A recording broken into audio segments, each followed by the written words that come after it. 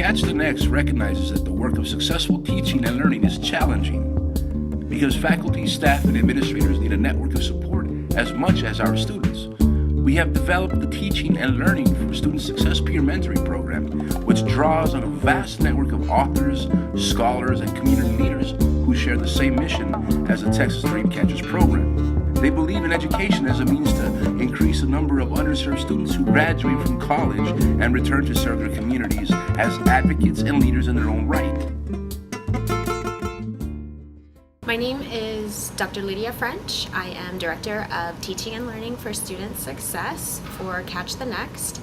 And my role in the organization is to really sort of help the faculty, the practitioners, the staff at the colleges to help simplify what they're doing so that they can bring the most impact to the students. It was the brainchild of a counselor, Felix Galaviz, and an English teacher, Patricia McGrath, back in California about 35 years ago.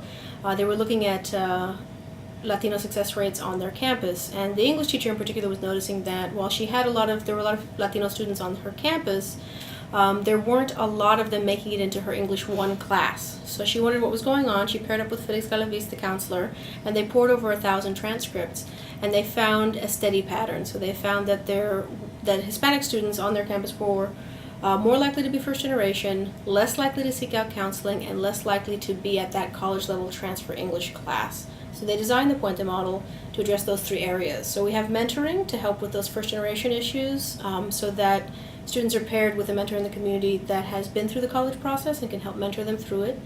Then you have the English class, which is an accelerated model of instruction that incorporates culturally relevant literature, so the students can see their own stories reflected in the literature that they're reading, and that helps with persistence rates. And then we have the counseling component, which deals with not just, it deals with things like leadership and all of that, and of course degree planning and advising and transfer, but also personal issues that students are going through.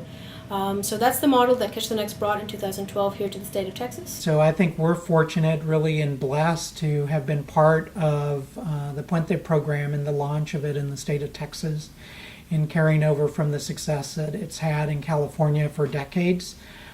So that involvement of really several catalytic folks, so John Sisloff and Maria Marta Chavez, so both of them together really, and John in particular saying this is fantastic in California and I want to be able to bring that success to another state and to impact more students academically, but most importantly to reaffirm who those students are and for them to see themselves, their identity as part of the curriculum on a college campus.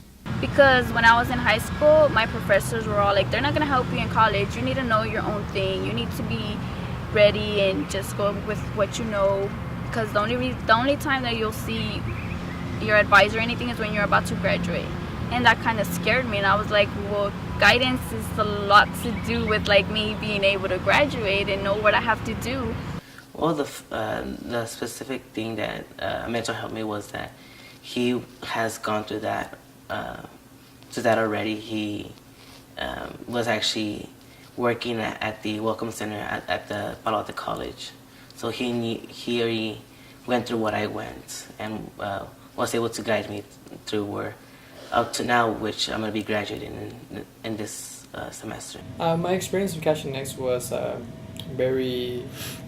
described as a very new experience. I've always worked in the front end with programs that had to do with mentoring, college access, and that sort. And with Catch the Next, I actually got more of the back end, more of the work that goes into building a program. I got to experience a lot of the discussions, a lot of the meetings.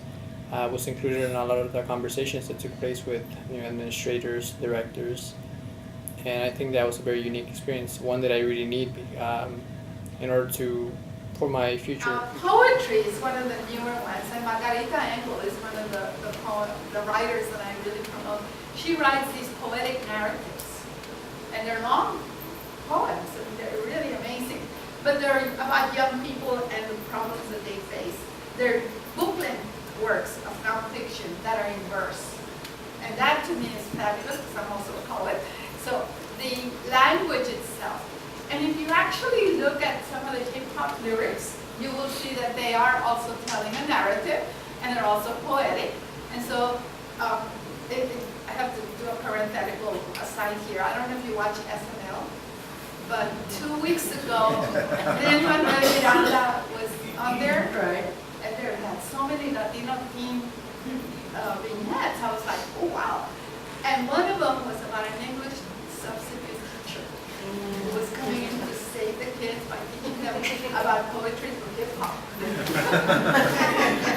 Close parenthesis. I also came because I wanted to share some of the material that I've put together on the history of Mexican origin people in the U.S.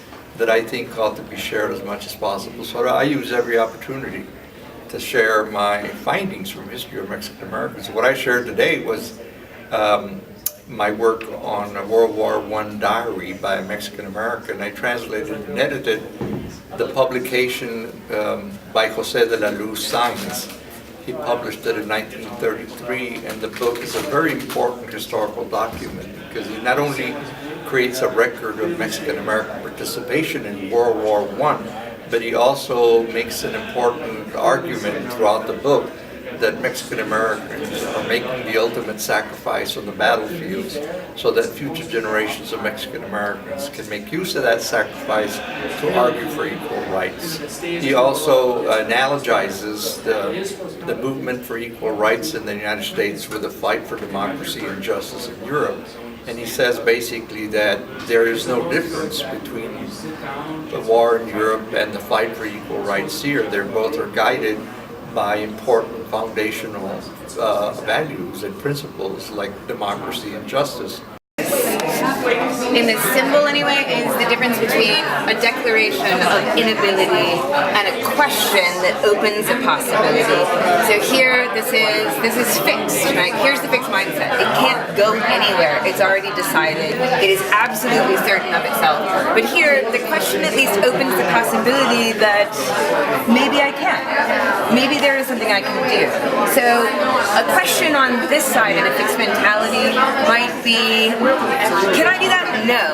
Where the question here is, can I do that? Well, maybe. And so the possibility for change actually exists on this side, where on this side, this person's not going anywhere, right? So we, of course, with the color, went with the reds, the stop, and the green for the go, so you can see the inversion, right? And of course, because they're mirror images, like this, I would argue, is the wrong side, if there can be a wrong side of a mirror. Brilliant. Because the next generations of young people that you are educating are going to be leading not just Hispanics, they're going to be leading society. And we need to be able to connect with everyone. And of course, the rhetoric in our political year is not helping in that regard, but we have to overcome that. And we have to really help our young people to think of themselves in those terms, that they are going to be leaders of this nation for everyone. Concrete efforts by the few of us who were in college to reach out to the gang youth and educate them. And one of the places was called Colegio de los Lagos in San Antonio. And this is where all kinds of discussion was taking place, philosophical discussions, historical lessons, art, everything. I mean, it was an incredible experience to have this interchange between those of us who were young college students at the time and these Vato locals, you know, who had dropped out of high school and so forth. They become politicized. They joined the Chicano movement.